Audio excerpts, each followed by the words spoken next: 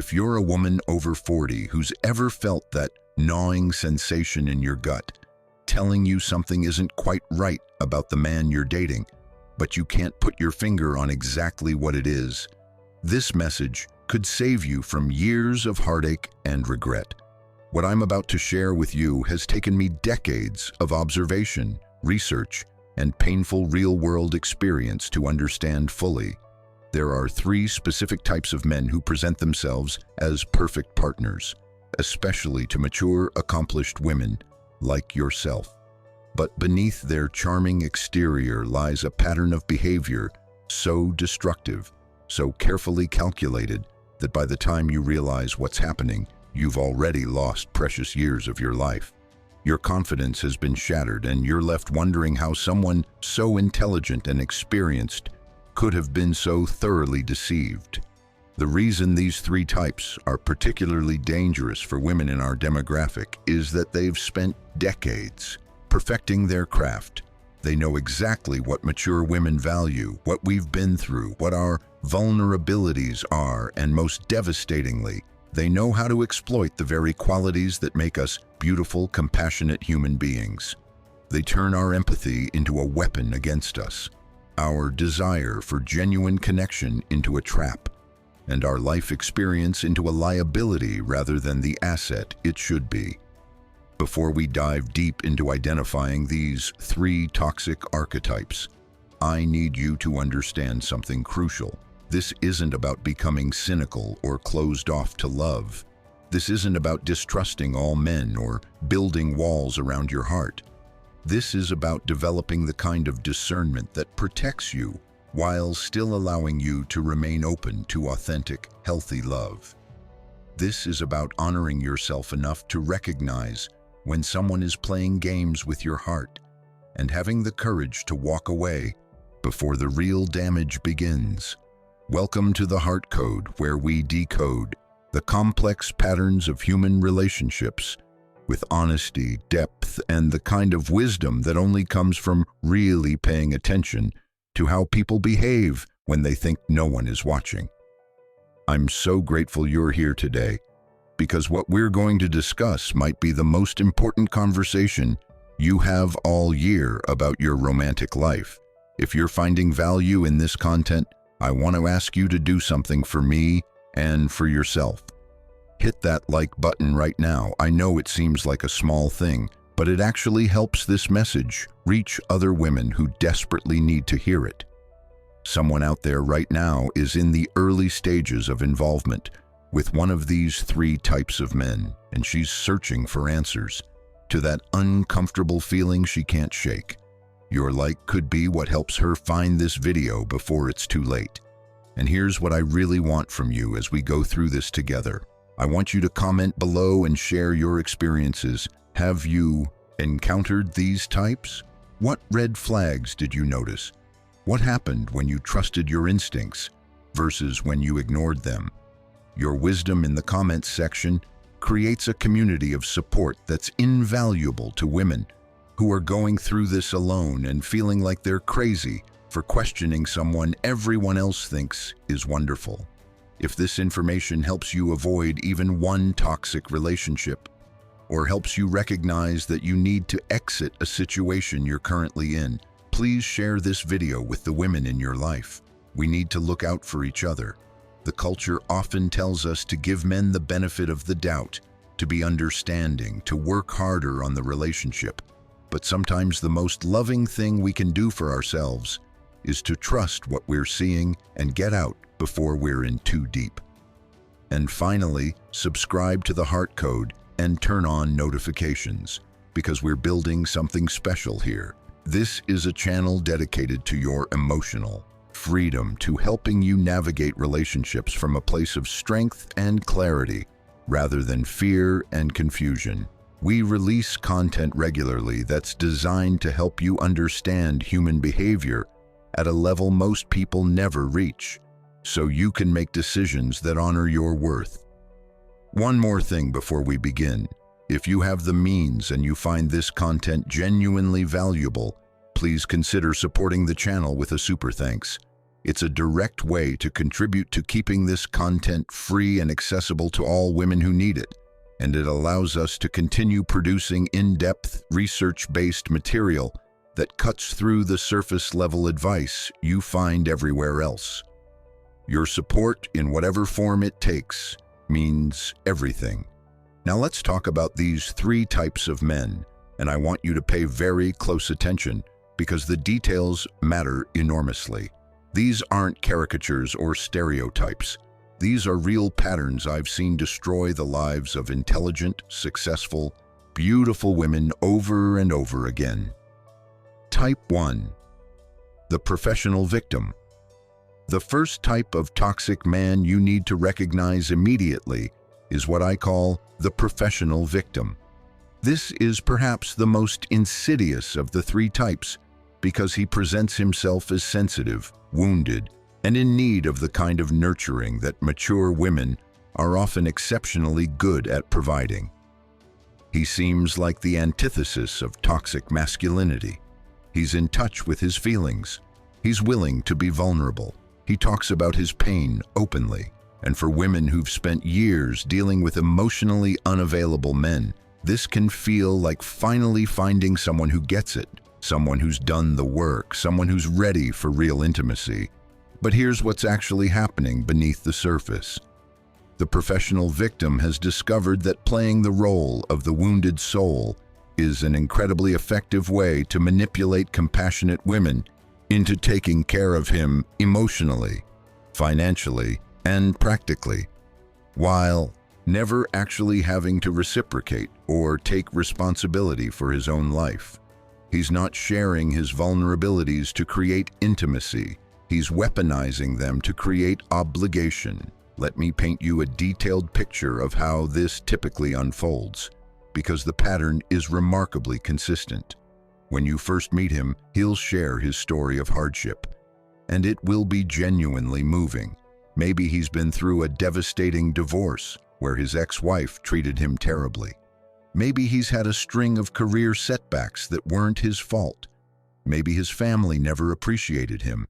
Maybe his health has been challenging. Whatever the specifics, the theme is always the same. Life has been uniquely unfair to him, and he's been trying so hard to overcome it, but he just keeps getting knocked down by circumstances beyond his control. At first, this vulnerability is endearing. You think to yourself, here's a man who's been through real pain but hasn't become bitter. Here's someone who still believes in love despite being hurt. Here's a person who deserves someone who will finally treat him right. And you, being the capable, nurturing woman you are, start to think that maybe you're the person who can help him finally catch a break. Maybe you're the one who can show him that not all women are like his ex. Maybe you're the partner who will support him while he gets back on his feet. This is exactly where the trap closes, because what you don't realize yet is that the professional victim has no intention of ever getting back on his feet. Being down is his comfort zone. Being the underdog is his identity. Having someone to blame for his problems is essential to his psychological survival. And having you in the role of rescuer is precisely where he needs you to be, because it means he never has to actually change or grow or take responsibility for his life.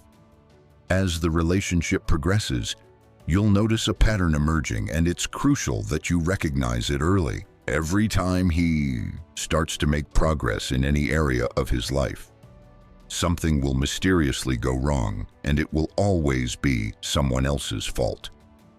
He was about to get that job, but they went with someone less qualified who knew someone in management. He was going to start that business, but his partner backed out at the last minute. He was getting healthier, but then this new symptom appeared that the doctors can't explain. He was going to pay you back that money he borrowed, but then his car broke down and he had to use it for repairs. Pay attention to the language he uses. The professional victim speaks almost exclusively in passive voice when discussing his problems. Things happen to him. He doesn't make choices that lead to consequences. His ex did things to him. His boss did things to him. The system did things to him. His family did things to him. He never says, I made a decision that didn't work out. He never says, I have a pattern I need to change. He never says, I'm responsible for where I am, and I'm going to do something different. Instead, it's always some external force that has victimized him, and he's just trying to survive. What makes this particularly effective on mature women is that we've often spent our lives being the strong ones. We've held families together. We've built careers while managing households. We've supported partners through their struggles. We've been the reliable ones, the fixers, the ones who make things work, no matter what. And when we meet a man who seems to need that strength and support, it activates something deep within us. We want to help. We want to make a difference. We want to be the person who finally gets through to him and helps him realize his potential. But here's the devastating truth about the professional victim. He doesn't want to realize his potential. His entire identity is built around being damaged, being unlucky, being the one who would have succeeded if only life had been fairer, if he actually overcame his challenges and became successful and stable. He would have to give up the victim narrative that has served him so well. He would have to take responsibility for his life. He would have to reciprocate in relationships instead of just taking. And he's not willing to do that. Instead, what happens is that you gradually become responsible for more and more of his life. You start helping him with small things. You give him advice. You make some calls on his behalf. You lend him money to cover an emergency. You let him stay with you when his housing situation falls through. You support him emotionally when he's having a hard day, which is most days. And each time you do these things, he's grateful. He tells you you're amazing. He tells you he doesn't know what he'd do without you. He tells you you're not like other women who gave up on him. But notice what's not happening. He's not getting stronger. He's not becoming more independent. He's not taking steps to solve his own problems.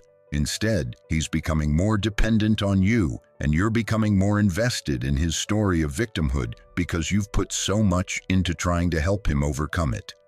You can't walk away now, you tell yourself, because you've come so far together. He's almost there. He just needs a little more support.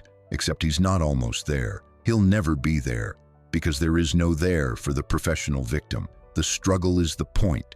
The unfairness is the point. Having you sacrifice for him is the point. He's not trying to escape victimhood. He's trying to find better and better victims who will support his victim narrative while he does nothing to change. Let me share some specific red flags that will help you identify the professional victim before you're in too deep. First, listen to how he talks about his past relationships. If every single relationship ended because the woman didn't understand him, didn't support him enough, gave up on him when things got hard, or turned out to be selfish and uncaring, that's a massive red flag. One bad relationship? That can happen to anyone. Two? Okay, bad luck exists, but 5, 6, 7 relationships that all ended the same way with him as the innocent party who got hurt? That's a pattern, and you're looking at the common denominator.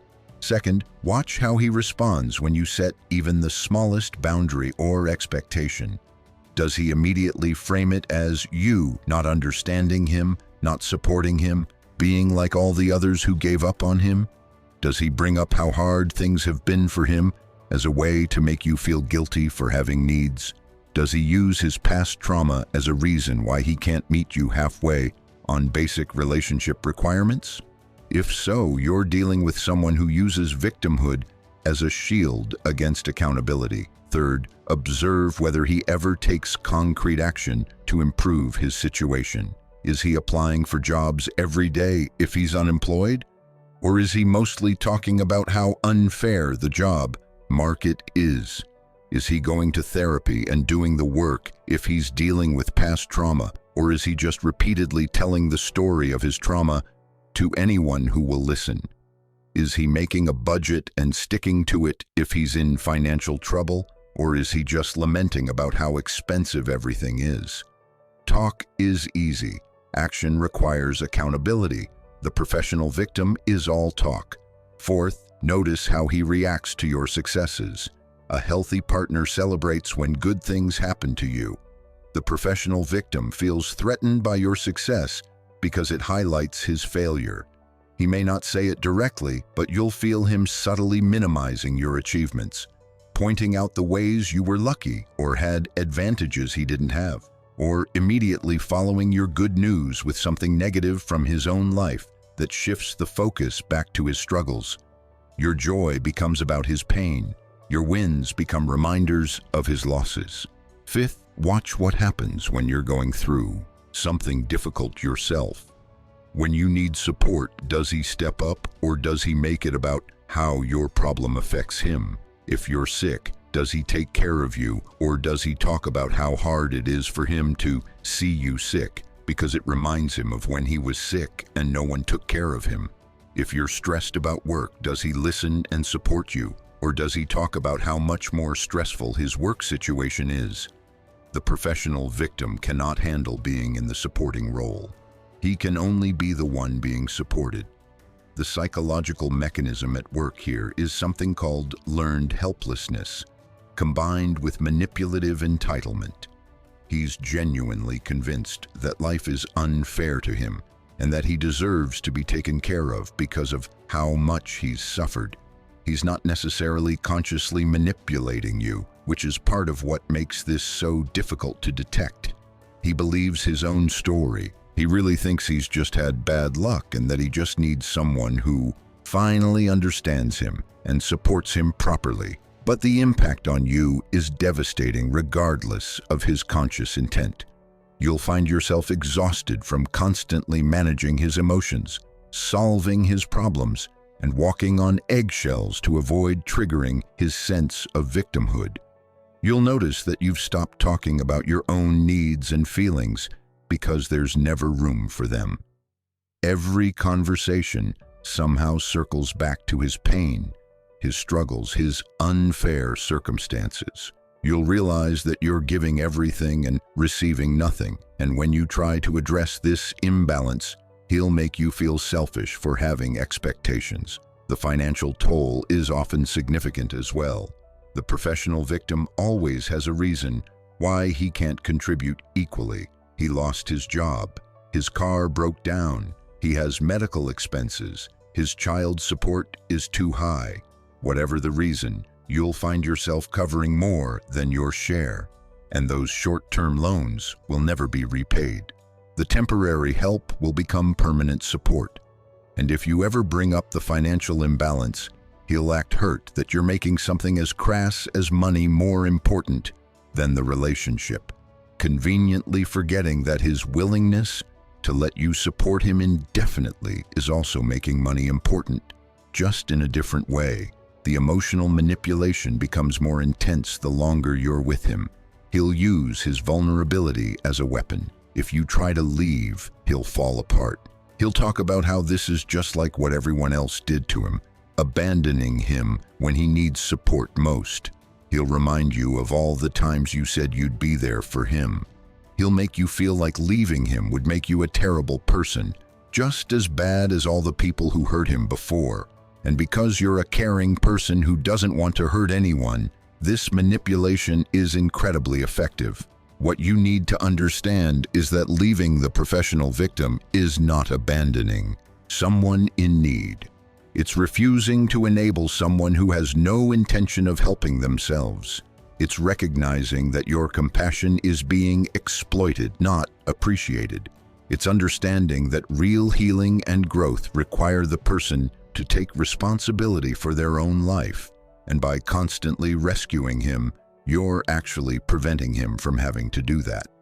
The healthy alternative to the professional victim is a man who has been through difficult things, has genuinely processed that pain, takes responsibility for his own healing, and brings that wisdom into the relationship as strength rather than weakness. He can be vulnerable without being helpless. He can share his struggles without making them your responsibility to fix. He can receive support without expecting you to sacrifice yourself. He contributes equally. He celebrates your successes. He shows up for you when you need him.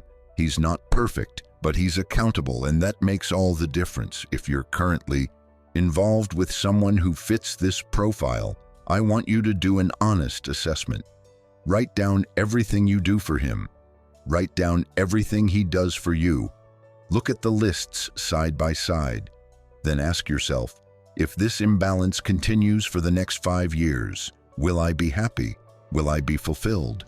Will I feel loved and valued? Or will I be depleted, resentful, and wondering where my life went? You deserve a partner, not a project. You deserve someone who adds to your life, not someone who drains you while blaming everyone else for his problems.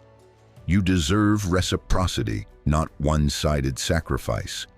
And recognizing the professional victim for what he is might be painful, but it's also incredibly freeing because it means you can stop trying to save someone who doesn't want to be saved and start investing your beautiful energy in people and pursuits that actually value what you have to offer. Type 2. The subtle controller. The second type of toxic man is the subtle controller, and he's dangerous precisely because he doesn't look like what we typically think of as controlling. He's not overtly aggressive. He doesn't yell or throw things. He doesn't tell you what you can and can't do in obvious ways. Instead, he operates through a sophisticated system of subtle influence, gentle questioning, helpful suggestions, and concerned observations that slowly, almost imperceptibly, reshape your life until you wake up one day and realize you've become someone you don't recognize, making choices you never would have made on your own, and you have no idea how you got here. The subtle controller is particularly effective on mature, accomplished women because he presents himself as respectful of your independence and autonomy. He says things like, "I love how strong and capable you are." He tells you he admires your career and your friendships and your active life. He says he's not like those insecure men who feel threatened by successful women. He wants a partner, he says, not someone he can control. And you believe him because on the surface, his behavior seems to match his words. But pay attention to what's happening underneath those words, because that's where the control lives. It's in the slight disappointment in his voice when you mention plans with friends. It's in the concerned questions about whether your boss is taking advantage of you when you work late. It's in the helpful suggestions about how you could dress more elegantly or eat more healthily or manage your time more efficiently. It's in the gentle observations about how you seem stressed lately or how you're not as happy as you used to be, with the implication that your life choices are to blame. Let me walk you through how this typically develops, because understanding the progression is essential to recognizing it early. In the beginning, the subtle controller is incredibly attentive. He notices everything about you. He remembers details from conversations. He's interested in your life, your work, your friends, your family, your hobbies. This feels wonderful, especially if you've been with men who barely paid attention. Finally, you think, here's someone who really sees me and values me. But what you don't realize is that he's not just getting to know you. He's gathering information. He's learning what matters to you, what your insecurities are, what your triggers are, where your boundaries are, what your support systems are. He's creating a detailed map of your psychological landscape, so he knows exactly where and how to apply pressure when the time comes.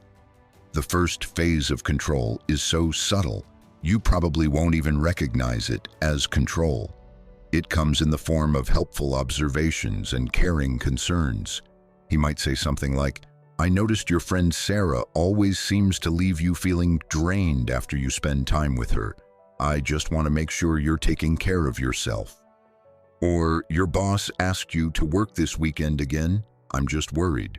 They're not respecting your boundaries." Or, "I love that you're so social, but you've been going out a lot lately. I miss having quiet time with just you." On the surface, these seem like caring statements from someone who's looking out for your well-being. But notice what's happening. He's planting seeds of doubt about your relationships, your job, your social life, your judgment. He's not telling you what to do. That would be too obvious. Instead, he's asking questions and making observations that lead you to question yourself. Am I letting Sarah take advantage of me? Is my boss being unreasonable? Am I not spending enough quality time with my partner? This is crucial to understand. The subtle controller doesn't want you to change because he told you to change. He wants you to change because you decided to change, convinced it was your own idea.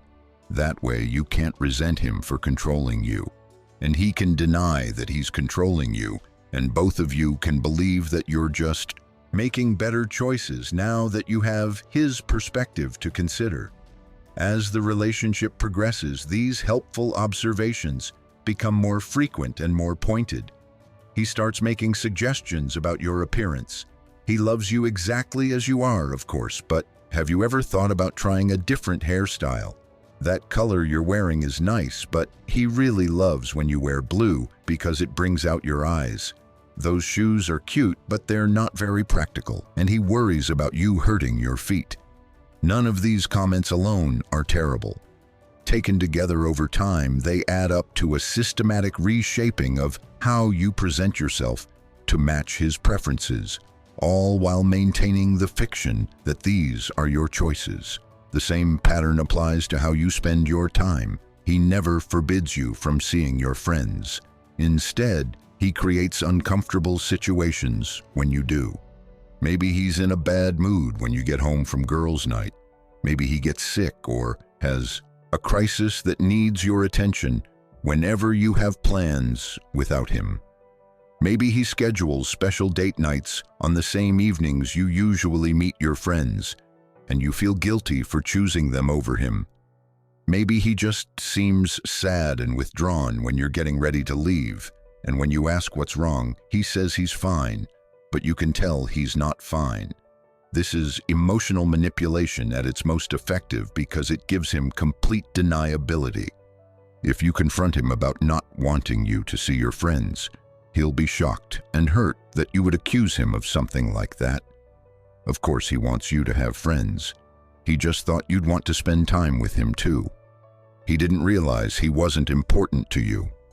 He thought you enjoyed your time together, but clearly, he was wrong.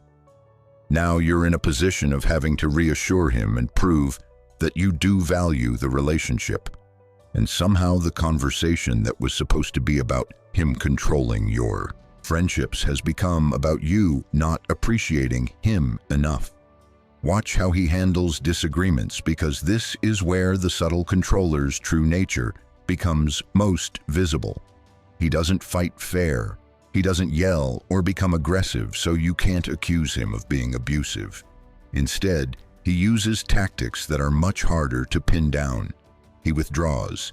He becomes cold and distant. He gives you the silent treatment. He acts hurt and disappointed. He makes you feel like you're being unreasonable or too sensitive or making a big deal out of nothing. He never addresses the actual issue you brought up. Instead, he turns it around so you're the one apologizing, the one trying to make things right, the one who feels bad for upsetting him. Let's say you try to talk to him about something he did that bothered you. Maybe he made plans without consulting you, or he criticized you in front of others, or he forgot something important to you. A healthy partner would listen, acknowledge your feelings, and work with you to prevent the problem from happening again. The subtle controller does something entirely different.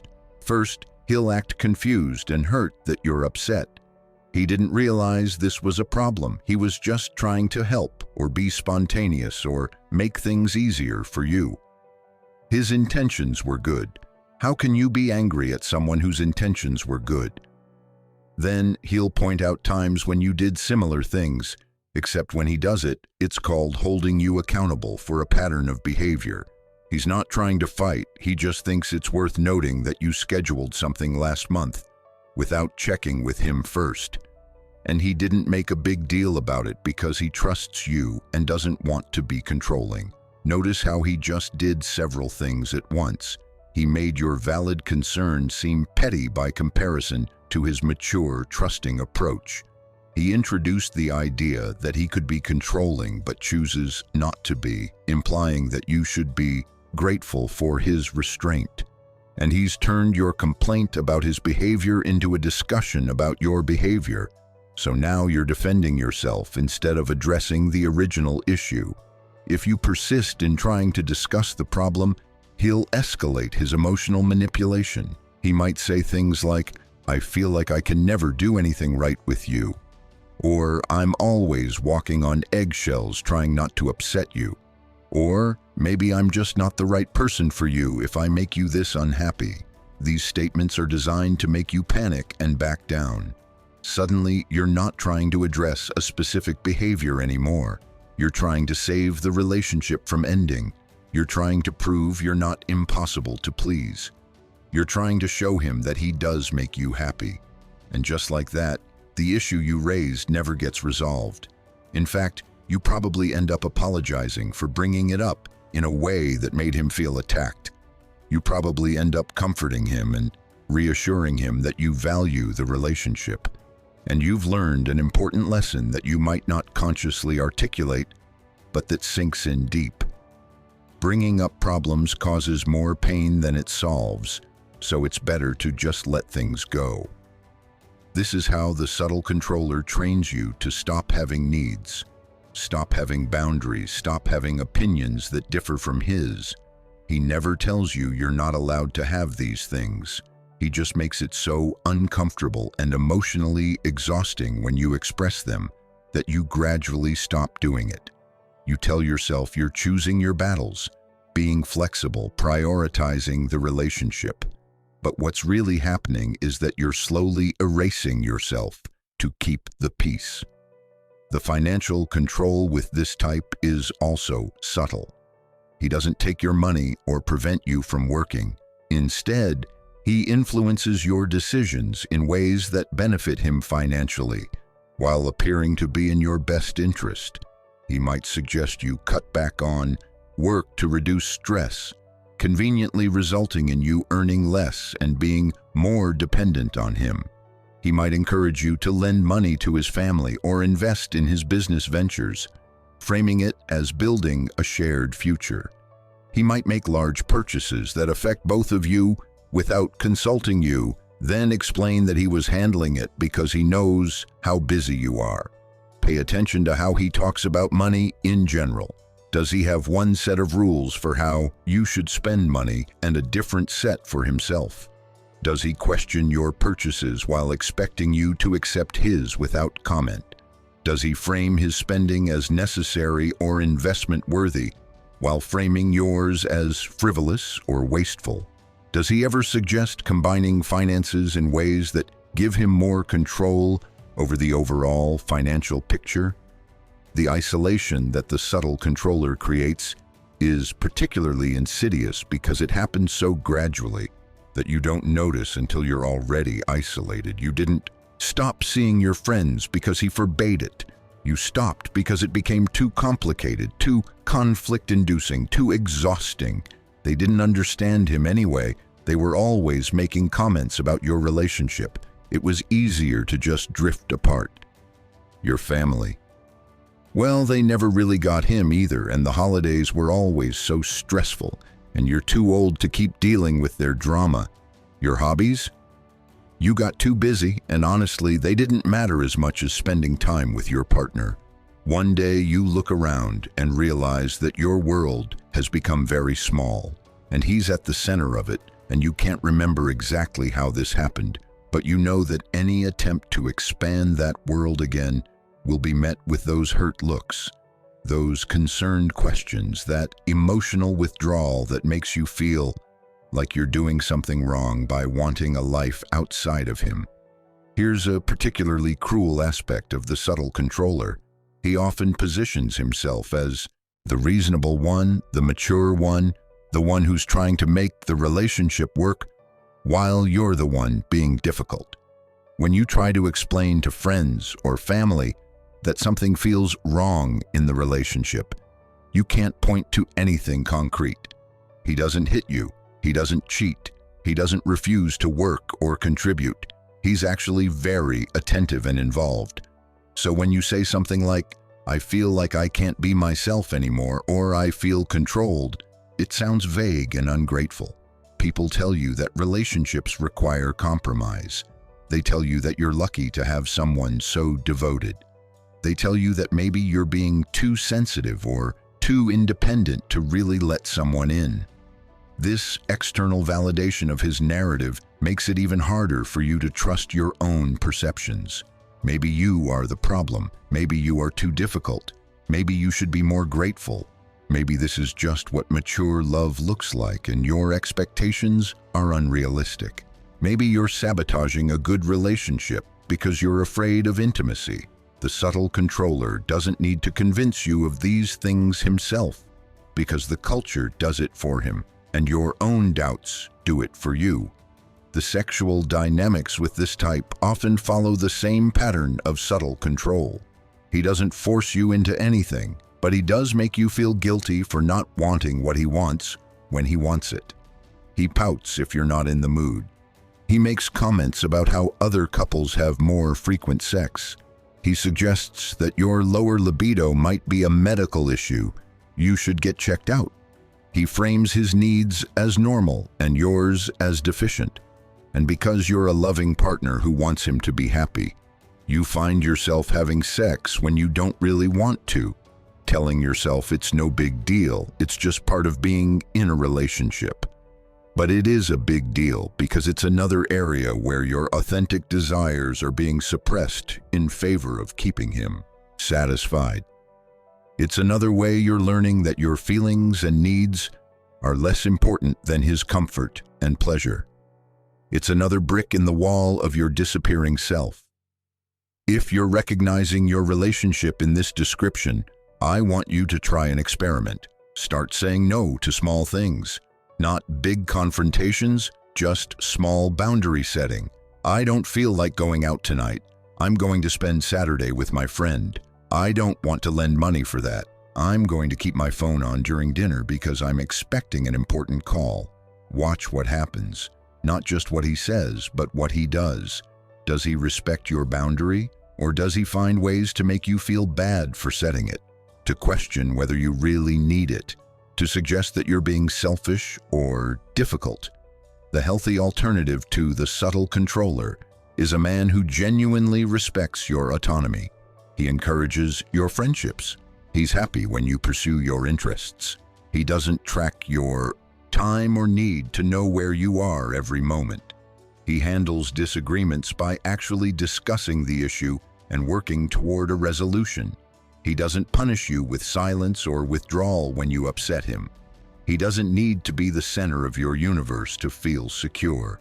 He has his own full life and he wants you to have yours, and you come together to enhance each other's lives, not consume each other. This man trusts you and doesn't need to subtly manage every aspect of your existence to feel comfortable.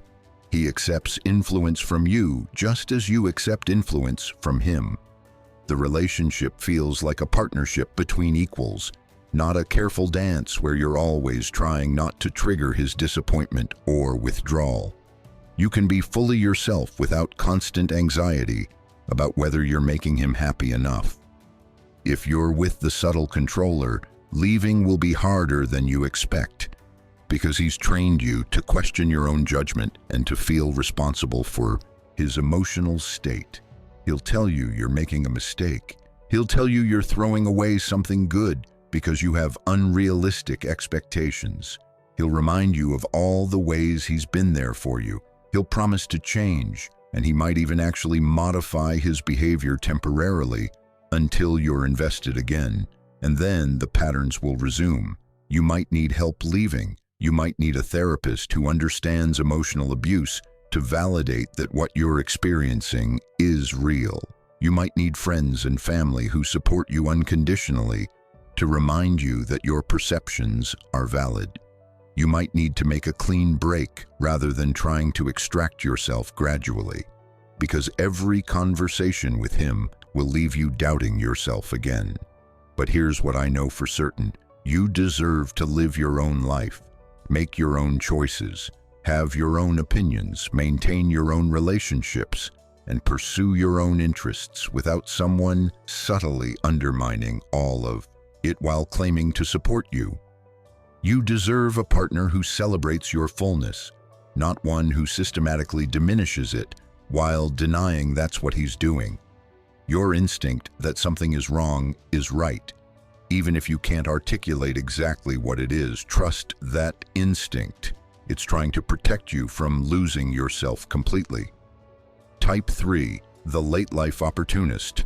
The third and final type of toxic man is the late life opportunist, and he's specifically dangerous to women in our demographic because he targets mature women deliberately and strategically.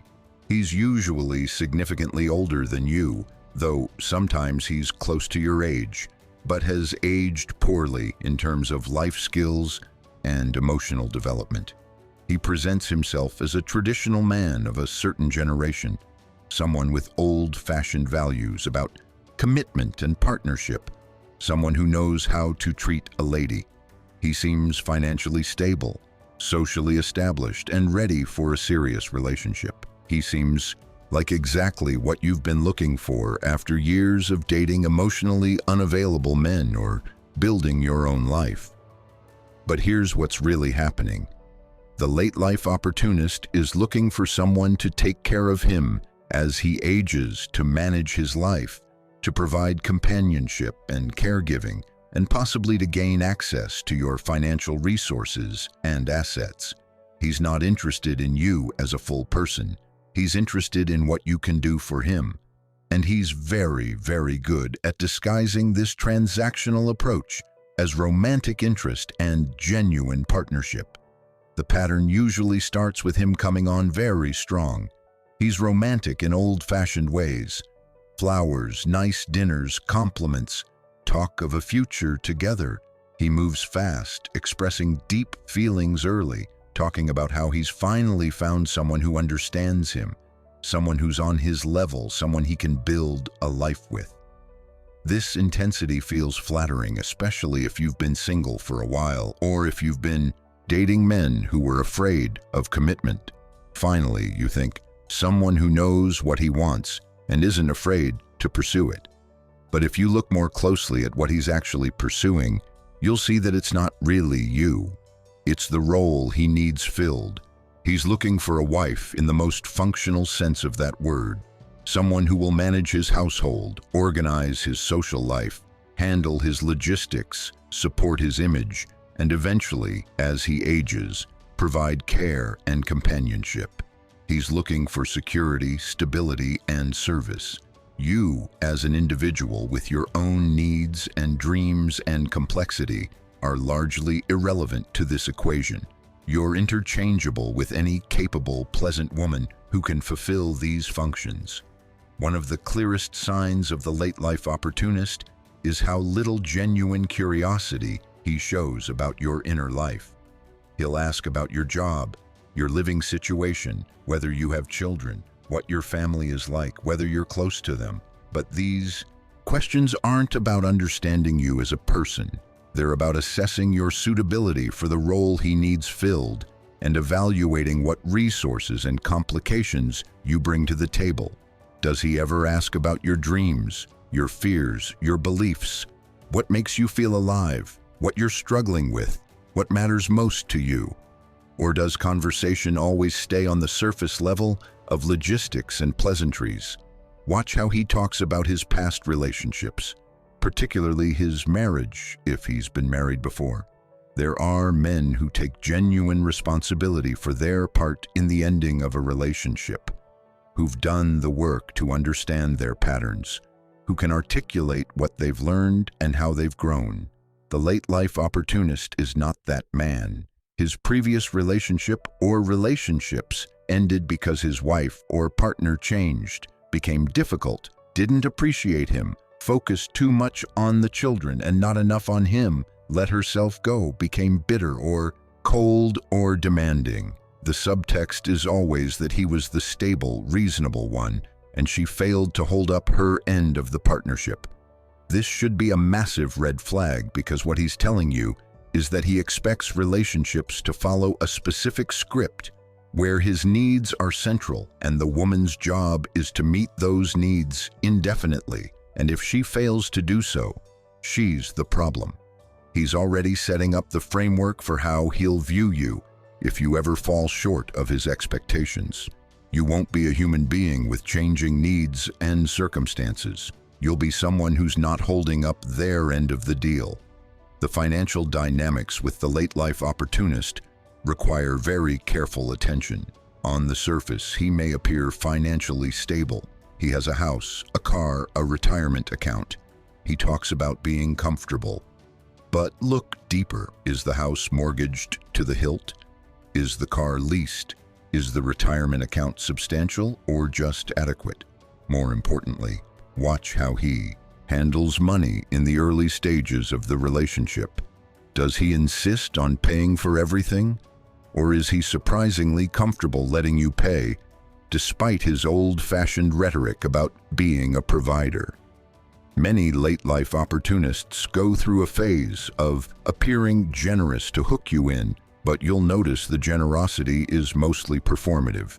He'll take you to nice dinners, but always with coupons or during early bird specials. He'll buy you gifts, but they're things he got on sale or things that serve his purposes as much as yours. He talks about his financial stability, but he's vague about specifics. And once you're more committed, you'll start to see the reality of his situation, which is often much less stable than he represented. Pay attention to what happens when the relationship becomes more serious and you start talking about a future together. Does he suggest moving in together in a way that would primarily benefit him financially? Maybe he suggests you sell your place and move into his, but the house stays in his name alone. Maybe he suggests combining households, but keeping finances separate in ways that protect his assets, but not yours. Maybe he starts having more financial emergencies that require your help, having established himself as a proud man who wouldn't ask unless he really needed it. The late-life opportunist is often looking for what amounts to a live-in caregiver who pays for the privilege.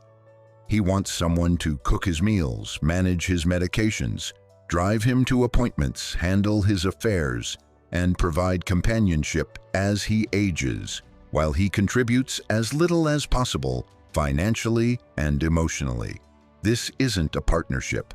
It's an employment arrangement where you're working for free and also paying for the opportunity to do so. One particularly troubling pattern with this type is how he talks about aging and health.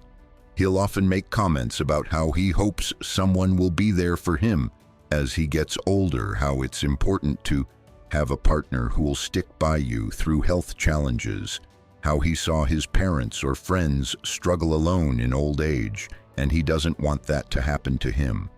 What he's doing is planting the expectation that your primary role in this relationship will be as his caregiver, and that leaving him, if he becomes ill or difficult, would make you a terrible person who abandoned someone in need. But notice that this concern is entirely one-directional. Does he ever talk about being there for you as you age? Does he consider that you might have health challenges? Does he think about what kind of support you might need? Or is it always framed as you being his insurance policy against a lonely, difficult old age? The late-life opportunist sees your value primarily in terms of what you can provide for him, not as a mutual partnership where you care for each other. Watch how he responds to your independence and capabilities. Initially, he'll seem to admire these traits. He'll say things like, "I love how together you are," or "You're so capable and organized." But as the relationship progresses, you'll notice he starts to take advantage of these qualities while subtly undermining them. He'll rely on you to handle more and more because you're so good at it, while simultaneously making comments that suggest you're too independent, too self-sufficient. too unwilling to let him take care of you. What he really means is that he wants you to be competent enough to manage his life along with yours, but not so independent that you don't need him and can easily leave. The relationship with the late-life opportunist often involves a lot of future talk that never materializes into concrete action. He talks about trips you'll take together, but when it comes time to actually plan and book, there's always a reason to delay. He talks about making your relationship official, but there's always a reason why now isn't the right time. He talks about making you a real part of his life, but he keeps you separate from his finances, his family, his important decisions. The talk creates the illusion of commitment and partnership, while the reality is that you're being kept at arm's length from anything that would actually give you security or legal standing. This becomes especially important to recognize if you start providing significant financial support or caregiving, if you're not married, if you're not on deeds or accounts, if you don't have legal protections. You could invest years of your life and substantial resources into this man only to find that you have no security, no claim, no protection. And the late-life opportunist knows this. He's keeping his options open and his assets protected while expecting you to be all in. Let's talk about something really important here that women in our demographic face. There's often enormous pressure, both internal and external, to be in a relationship at this stage of life. The culture tells us that being single after a certain age is sad, that we're running out of time, that we should be grateful for any decent man who's interested. This makes us vulnerable to men like the late-life opportunist, who seem like a good option simply because they're there and they're interested, and they seem stable enough. But I need you to hear this. Being alone is infinitely better than being with someone who sees you as a service provider rather than a partner. Being alone is better than spending your retirement years caring for a man who contributes nothing to your life except demands. Being alone is better than investing your resources in someone who has no intention of protecting your interests in return. Being alone means you get to live your life on your own terms. Pursue your own interests, make your own choices, and maintain your own dignity. The healthy alternative to the late-life opportunist is a man who sees you as a complete person, not a role to be filled. He's genuinely interested in who you are, what you think, what you want from life at this stage. He's as concerned about your security and well-being as he is about his own. He's transparent about his financial situation and willing to make legal and financial commitments that protect both of you.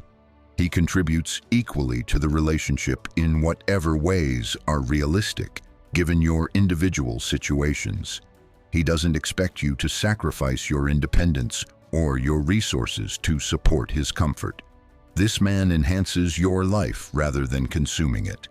Being with him gives you more freedom, more joy, more possibilities, not fewer. You trust him because he's shown himself to be trustworthy through consistent actions over time, not because he said the right words early on. He's proven that he values you as a person, not just as a function. He's built a partnership with you where both people's needs matter and both people contribute and both people benefit. If you're currently involved with someone who fits the late-life opportunist profile, you need to protect yourself immediately. Don't move in together or sell your property or combine finances or make any major financial or legal commitments until you've had a lawyer review everything to ensure your interests are protected. Don't provide caregiving beyond what you'd be comfortable with if the relationship ended tomorrow. Don't lend money or pay for things with the expectation of being paid back. Don't sacrifice your financial security or independence for someone who hasn't made equivalent commitments to you. And honestly, consider whether this relationship is worth continuing at all. If he's shown you that he sees you primarily as a resource rather than a partner, if his interest in you is based on what you can do for him rather than who you are. If he expects you to sacrifice while he protects himself, that's not going to change. You can't love someone into seeing you as valuable. You can't prove your worth to someone who's fundamentally approaching the relationship as a transaction. You can't create a genuine partnership with someone who only wants an employee. You've worked too hard and come too far to spend your later years being used by someone who doesn't truly value you. You deserve actual partnership, actual reciprocity, actual respect. You deserve someone who sees your needs as equally important to theirs, who contributes as much as they take, who values you for who you are rather than what you can provide. Don't settle for less out of fear or loneliness or pressure. Being selective is not being difficult, it's being wise. Common patterns across all three types. Now that we've examined each of these three toxic types in detail, I want to talk about the patterns they all share, because understanding these commonalities will help you recognize toxicity even when it doesn't fit neatly into one category. Most toxic men actually exhibit traits from multiple categories, and the specifics matter less than the underlying patterns of behavior. First, all three types share a fundamental lack of reciprocity. In a healthy relationship, there's a natural give and take. You support each other. You contribute to each other's lives. You make each other's existence better. With toxic men, the flow is always one direction, toward them. You're giving, supporting, contributing, adapting, sacrificing. They're taking, demanding, expecting, criticizing, and benefiting. And when you point this out, they have elaborate justifications for why this imbalance is actually fair, or why you're being selfish for noticing it. Second, they all use emotional manipulation rather than direct communication. A healthy partner tells you directly what they need and works with you to find solutions. Toxic men manipulate you into meeting their needs without them having to ask directly. They use guilt, shame, fear, obligation, and confusion to get what they want while maintaining deniability. This allows them to control you while claiming they're not controlling, to take from you while claiming they're not demanding, to hurt you while claiming they're not being hurtful. Third, they all undermine your perception of reality. This is called gaslighting in extreme cases, but it exists on a spectrum. They tell you that things didn't happen the way you remember. They tell you that you're too sensitive or reading too much into things. They tell you that your feelings are wrong or disproportionate. They tell you that your concerns are unfounded. Over time, this erodes your confidence in your own judgment, which makes you more dependent on them to tell you what's real and what's not. Fourth, they all position themselves as victims when held accountable. No matter what they've done, they find a way to make it about how they're the one being hurt or misunderstood or unfairly treated. This keeps you off balance because you came into the conversation trying to address something they did, and you end up having to comfort them and apologize. The actual issue never gets resolved, and you learn to stop bringing things up because it's too exhausting and counterproductive. Fifth, they all resist change. They might promise to change. They might acknowledge problems in the moment, but sustained, genuine change doesn't happen because change would require them to give up the benefits they're getting from the toxic patterns, and they're not willing to do that. They're comfortable with the dynamic exactly as it is, with you doing most of the work and them reaping most of the benefits. Why would they change that? Sixth, they all isolate you in various ways, whether it's through direct discouragement of your friendships or through creating drama that makes maintaining those friendships too exhausting, or through absorbing so much of your time and energy that you have nothing left for other relationships. The result is the same. You become more and more dependent on them because they're the only close relationship you have left, and they've positioned themselves as the only person who really understands you, since everyone else supposedly doesn't get it or doesn't support you the way they do. Seventh, they all escalate their bad behavior over time. They start with small things to test your boundaries and see what you'll tolerate. When you accept those small things, they push a little further, then a little further, then a little further. Before you know it, you're accepting behavior you never would have tolerated at the beginning of the relationship. But it happened so gradually that you didn't notice the shift. This is why people often look back after leaving toxic relationships and wonder how they let it get so bad. It's because it didn't start out that bad. It escalated incrementally with each new level of bad behavior becoming the new normal before the next level started. Eighth, they all make you feel crazy for having normal reactions and normal needs. You want to spend time with friends. You're not committed enough to the relationship. You want them to contribute equally. You're materialistic and keeping score. You want honest communication. You're starting drama. You want them to follow through on commitments. You're controlling. They frame your reasonable expectations as unreasonable demands, which makes you question whether you're asking for too much, expecting too much, being too difficult. Finally, they all count on your good qualities to keep you trapped. They rely on your compassion to make you keep trying to help them. They rely on your commitment to make you keep working on the relationship even when it's one-sided. They rely on your optimism to make you believe things will get better. They rely on your empathy to make you understand their perspective and excuse their behavior. They rely on your patience to tolerate their lack of growth. They rely on your love to keep you invested, even when they're not loving you back in any meaningful way. Understanding these patterns helps you see that the problem isn't you. You're not too sensitive. You're not too demanding. You're not bad at relationships. You're in a relationship with someone who's exploiting your good qualities while contributing little in return, and no amount of understanding or patience or love from you is going to change that fundamental dynamic. Why mature women are targeted. Let me address something that might be bothering you as you listen to all of this. You might be wondering, why me? Why would these men specifically target mature, accomplished women? Don't they want someone younger, less experienced, easier to control?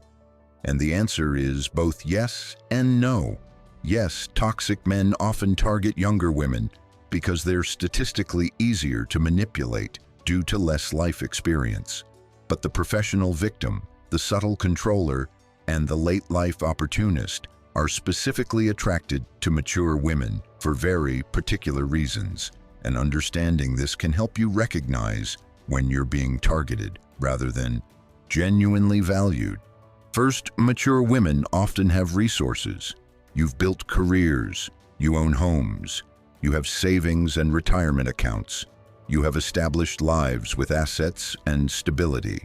These men are attracted to that security and those resources because they want access to them. They're not looking for a young woman they'll have to support. They're looking for an established woman who can support them, or at very least not require support from them. Second, mature women are often at a stage in life where we're emotionally vulnerable in specific ways. Maybe you've been through a divorce. Maybe you've been single for a while and you're worried about being alone. Maybe your children are grown and you're looking for a new focus for your nurturing energy. Maybe you've spent years building a career and you're ready to focus more on relationships. These vulnerabilities are openings that toxic men exploit. Third, mature women are often more forgiving and understanding than younger women because we've lived enough to know that people are complicated and relationships are hard and nobody's perfect. We're less likely to have zero-tolerance policies for red flags. We're more likely to try to work through problems. We're more likely to give people chances to explain themselves. We're more likely to believe in growth and change. And toxic men count on this because it means we'll tolerate behavior that younger women with less patience and more options would immediately reject. Fourth, mature women often have fewer options in the dating market due to age discrimination and smaller dating pools, and we know it. This makes us more likely to try to make relationships work even when they're not working. We're more likely to overlook red flags because we're afraid we won't find someone else. We're more likely to settle for less than we deserve because we've internalized the message that we should be grateful for any decent man who's interested. Toxic men specifically target women they believe have fewer options because those women are easier to trap. Fifth, mature women are often excellent at caregiving, household management, emotional labor, and all the practical skills that come from years of running our own lives and often supporting others. We're competent, we're capable, we can handle things. And for the professional victim who wants to be taken care of, for the subtle controller who wants someone to manage life for him, for the late-life opportunist who wants a caregiver, these skills are exactly what they're shopping for. Sixth, mature women are often more sexually confident and knowledgeable, which can be attractive to men who have specific sexual needs. They want met without the drama or neediness they associate with younger partners. But this sexual confidence can also be weaponized against you, as in, if you're so confident and liberated, why are you making such a big deal about this particular thing I want? Finally, mature women are often compassionate and empathetic in ways that come from life experience. We've been through hard things. We know what it's like to struggle. We have deep capacity for understanding human pain and complexity. And this beautiful quality is precisely what toxic men exploit. They know that a mature, empathetic woman will listen to their story of hardship and want to help. They know she'll give them the benefit of the doubt. They know she'll try to understand their perspective. They know she'll sacrifice her own needs to meet theirs because she's done it before for others, and she has a track record of putting others first. I want you to understand something important. None of these qualities that make you targetable are weaknesses. Your resources are evidence of your success. Your emotional depth is evidence of your humanity. Your forgiveness is evidence of your wisdom. Your caregiving abilities are evidence of your love. Your sexual confidence is evidence of your self-knowledge. Your empathy is evidence of your beautiful heart. These are strengths. They become vulnerabilities only when someone exploits them. The problem isn't that you have these qualities. The problem is that some men see these qualities and think opportunity, rather than seeing them and thinking treasure. The solution isn't to become hard or closed or cynical. The solution is to become discerning about who you share these beautiful qualities with. Not everyone deserves access to your resources, your empathy, your care, your forgiveness, your emotional depth. These things are precious, and they should be given only to people who value them, reciprocate them, and protect them. How to protect yourself. Now let's talk about practical strategies for protecting yourself from these three types of toxic men, because awareness is the first step. But you also need concrete tools for recognizing these patterns early and extricating yourself before you're in too deep. First and most important, slow down. I know this is hard, especially if you've been single for a while or if you meet someone who seems really promising. But toxic men often use intensity and speed to hook you before you have time to think clearly. They love bomb you with attention and affection and talk of the future. They create a sense of urgency and momentum. They make you feel like this is special and rare and you should grab onto it before it slips away. Resist this urgency. A man who's genuinely interested in building something real with you will still be there in 3 months, 6 months, a year. A man who's trying to manipulate you needs to lock you in quickly before you see through his act. So if someone is pushing hard for commitment, for moving in together, for combining lives in major ways before you really know each other, that's a huge red flag. Slow it down. Take your time. Let the relationship unfold naturally. Watch for patterns over time, not just initial intensity. Second, maintain your independence. No, matter how in love you feel. Keep your own living space. Keep your own finances separate. Keep your own friendships and interests active. Keep your own identity intact. Don't merge your life with someone until they've proven over significant time that they're worthy of that level of trust and commitment. And even then, make sure merging happens in ways that protect your interests legally and financially. This is especially important for mature women because we often have significant assets and established lives that took us decades to build. Don't risk that for a relationship that hasn't proven itself. Don't let anyone pressure you into making major changes or commitments quickly. A partner who truly loves you will want you to be protected and secure. A partner who's trying to exploit you will push for arrangements that benefit them at your expense. Third, trust your instincts even when you can't articulate exactly what's wrong. You have decades of life experience reading people and situations. You have highly developed intuition.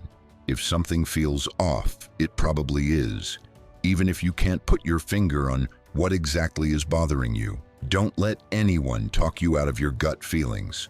Don't let anyone convince you that you're being paranoid or too cautious or not giving them a fair chance. Your instincts are the accumulation of everything you've learned about human behavior over your lifetime. They're detecting patterns your conscious mind hasn't fully processed yet. They're warning you based on subtle cues you're picking up but haven't analyzed. Listen to them, honor them, act on them. Better to end a relationship that might have been fine than to stay in one that your instincts are telling you is dangerous. Fourth, watch what people do, not what they say. Toxic men are often very good with words. They say the right things. They make the right promises. They tell you what you want to hear, but their actions tell the real story. Does his behavior match his words? Do his patterns match his promises? Does he follow through on commitments? Does he show up consistently? Does he treat you with respect, not just in words, but in how he actually behaves toward you? Pay particular attention to how he treats other people, especially people who can't do anything for him. How does he treat servers and service workers? How does he talk about his ex-partners? How does he interact with his family? How does he handle frustration and disappointment? These behaviors will eventually be directed at you, so watch them carefully. Fifth, maintain a support system of people who know you well and care about you. Don't isolate yourself in the relationship, no matter how wonderful it seems. Keep your friendships active. Stay close to family if you have positive family relationships. Maintain connections with people who've known you for years and can give you perspective. And here's the key: listen to them when they express concerns about your relationship. If multiple people who love you are worried about how you're being treated or how you're changing in the relationship, take that seriously. It's easy to dismiss one person's concerns as them not understanding. It's harder to dismiss when several people are expressing similar worries. Your support system can see things you can't see because you're in the middle of it. Sixth, educate yourself about manipulation tactics and toxic relationship patterns. The more you understand about how these dynamics work, the better you can spot them early. Read books about emotional abuse, narcissistic relationships, codependency, boundaries. Follow therapists and relationship experts who talk about these issues. Learn the terminology and the patterns. Knowledge is protection. When you know that love bombing is a manipulation tactic, you can recognize it when it's happening to you. When you know that triangulation is a control strategy, you can spot it in your relationship. When you know that Darvo, deny, attack, reverse victim, and offender is a common response pattern when abusers are confronted, you can recognize it instead of falling for it. Education gives you the framework to understand what you're experiencing and the language to articulate it. Seventh, set clear boundaries early and watch how he responds. Boundaries aren't about controlling the other person. They're about defining what you will and won't accept in how you're treated.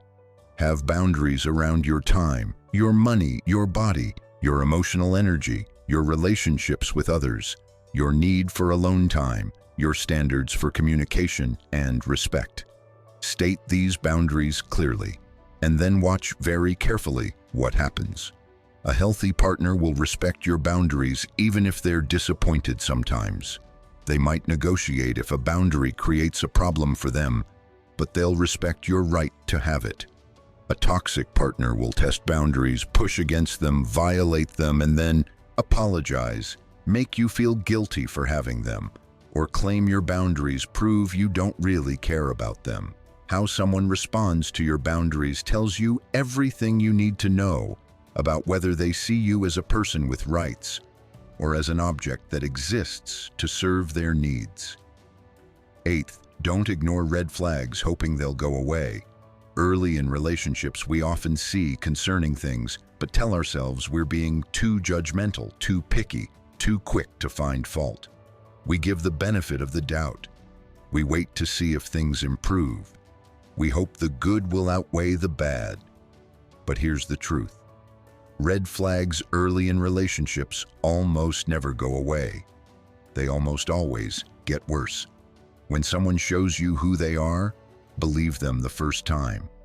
When someone demonstrates a lack of empathy, a pattern of blaming others, an inability to take responsibility, a tendency toward manipulation, a disrespect for boundaries, believe that this is who they are. Don't wait around hoping they'll change into someone different. Don't invest years trying to fix someone who doesn't think they're broken. See the red flags clearly, acknowledge what they mean, and make decisions based on reality, not potential. Ninth, be willing to be alone rather than be with someone who diminishes you. This is perhaps the hardest but most important protection you have. Many women stay in toxic relationships because being alone feels scary or sad or like failure. We've internalized so many messages about our value being tied to having a partner that we tolerate poor treatment rather than face singleness. But I need you to really understand this. Being alone is not a consolation prize. Being alone is not settling. Being alone is not giving up. Being alone can be a rich, full, joyful experience where you have autonomy, peace, freedom, and the space to pursue what matters to you without someone undermining you at every turn. Being with the wrong person is infinitely lonelier than being by yourself, and it's far more damaging to your well-being and your sense of self. Finally, if you realize you're already in a relationship with one of these toxic types, please seek professional help in leaving safely. Toxic men often escalate when they sense they're losing control of you. Leaving can be the most dangerous time. Work with a therapist who understands abuse dynamics. Create a safety plan. Secure your finances. Document concerning behavior. Don't announce your intentions until you're ready to execute your plan. Lean on your support system and know that you deserve better, that it's not too late to start over, that you're not stupid for getting involved with him, that you can rebuild your life on your own terms. The good news: recognizing patterns leads to better choices. I want to end this main section with something hopeful, because I know this has been heavy and maybe frightening if you're recognizing patterns from your own life. The good news is that once you truly understand these patterns, you become nearly immune to them. The knowledge protects you. The awareness creates a shield. These manipulation tactics only work on people who don't recognize them for what they are. When you can spot the professional victim's weaponized vulnerability, you're no longer susceptible to the guilt trips and the responsibility deflection. When you can recognize the subtle controller's tactics, you're no longer confused about why you feel controlled when he claims to respect your independence. When you can identify the late-life opportunist's transactional approach, you're no longer vulnerable to being used while believing you're being loved. This discernment doesn't make you cynical. It makes you wise. It doesn't close you off from love. It helps you save your love for people who deserve it and will reciprocate it. It doesn't make you paranoid. It makes you appropriately cautious, which is a form of self-respect. And here's something beautiful that happens when you develop this level of discernment. You start attracting different kinds of men, or at least you start recognizing more quickly which men are worth your time. Because when you have strong boundaries and clear standards and genuine self-worth that doesn't require external validation, toxic men tend to either not approach you in the first place or to reveal themselves much more quickly because you don't respond to their manipulation tactics the way they expect. The professional victim discovers that you're not going to rescue him, and he moves on to find someone who will. The subtle controller realizes that you're not going to slowly erase yourself to please him, and he finds someone more malleable. The late-life opportunist sees that you're not going to provide unpaid caregiving and unlimited access to your resources, and he looks for an easier target. Meanwhile, healthy men with genuine emotional maturity, men who want actual partnership, men who value you as a complete person, those men are attracted to your strength and your clarity. They're not threatened by your boundaries. They're not put off by your standards. They don't see your self-sufficiency as a challenge to overcome. They see it as evidence that you're someone worth getting to know, someone who won't play games, someone who knows her own worth. So yes, this information might be painful if it's helping you see your current or past relationships more clearly. Yes, it might be scary if you're realizing you need to make changes. Yes, it might be disappointing if you're understanding that someone you trusted isn't who you thought they were. But it's also empowering, liberating, and ultimately protective. Knowledge is power, and the knowledge of these toxic patterns gives you the power to choose differently going forward. We've covered a tremendous amount of ground today, and I want to thank you for staying with me through this deep dive into the 3 types of toxic men that mature women need to recognize and avoid. The professional victim who weaponizes vulnerability and turns your compassion into obligation. The subtle controller who systematically diminishes your autonomy while claiming to respect it. And the late-life opportunist who sees you as a resource to exploit rather than a partner to cherish. These men are out there, they're sophisticated in their approaches, and they specifically target accomplished, empathetic, mature women like you. But now you know the patterns, you know the red flags, you know the tactics, you know what to watch for. And this knowledge is your protection. Use it, trust it, act on it. Don't second-guess yourself when you see these patterns showing up in someone you're dating. Don't make excuses for behavior that violates your boundaries or diminishes your worth. Don't sacrifice your peace, your resources, your autonomy, or your joy for someone who has no intention of reciprocating. You deserve a partner who sees you as a full human, being with needs and dreams and complexity. You deserve someone who contributes to your life as much as you contribute to theirs. You deserve reciprocity, respect, honesty, and genuine care. Don't settle for less. Don't accept crumbs and call it a feast. Don't mistake intensity for intimacy or neediness for love or control for care. Before we close, I want to ask you again to support this channel. If you found this content valuable, hit that like button if this resonated with you or helped you see something more clearly.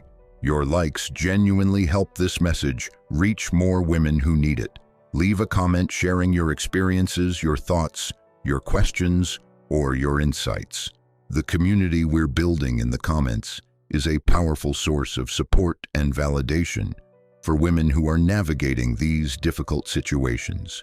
Share this video with the women in your life. Send it to your sister, your friend, your daughter, your colleague. We need to look out for each other and help each other see what's happening when we're too close to a situation to see it clearly ourselves. Your share could literally save someone from years of manipulation and heartache. Subscribe to the Heart Code and turn on notifications so you never miss our content. We're committed to providing you with the deep, research-based, psychologically sophisticated information you need to navigate relationships from a position of strength and clarity. We don't do surface-level advice here. We go deep. We tell the truth. We respect your intelligence and your right to make informed decisions about your own life. And if you have the financial means and you found real value in this content, please consider supporting the channel with super thanks. Your financial support allows us to keep producing free, high-quality content that's accessible to all women, regardless of their circumstances. It allows us to invest in research to bring you the most current and accurate information, and to keep this channel independent and focused on serving you rather than serving advertisers or sponsors. Thank you for being here. Thank you for being willing to look at difficult truths. Thank you for valuing yourself enough to seek out information that helps you protect yourself and make wise choices. Thank you for being part of this community of intelligent, thoughtful, self-aware women who are committed to living with dignity and choosing relationships that honor rather than diminish them. Remember, you are not too old to start over. You are not too damaged to deserve love. You are not too difficult for having standards. You are not too independent for needing partnership. You are enough exactly as you are, and the right person will see that and value it. The wrong person will try to convince you otherwise. Know the difference, choose wisely, protect yourself, and never, ever apologize for refusing to accept less than you deserve. I'll see you in the next video. Until then, trust yourself, honor yourself, and remember that you deserve relationships that make your life bigger, not smaller. Take care of that beautiful heart of yours. The world needs it, but not everyone deserves access to it. Be selective, be wise, be strong, and know that being alone with your dignity intact is always better than being partnered with someone who diminishes you. Thank you for watching The Heart Code. Like, comment, share, subscribe, and support us with super thanks if you can. Your engagement means everything, and together we're creating a community where women support each other in choosing relationships that honor our worth. See you next time.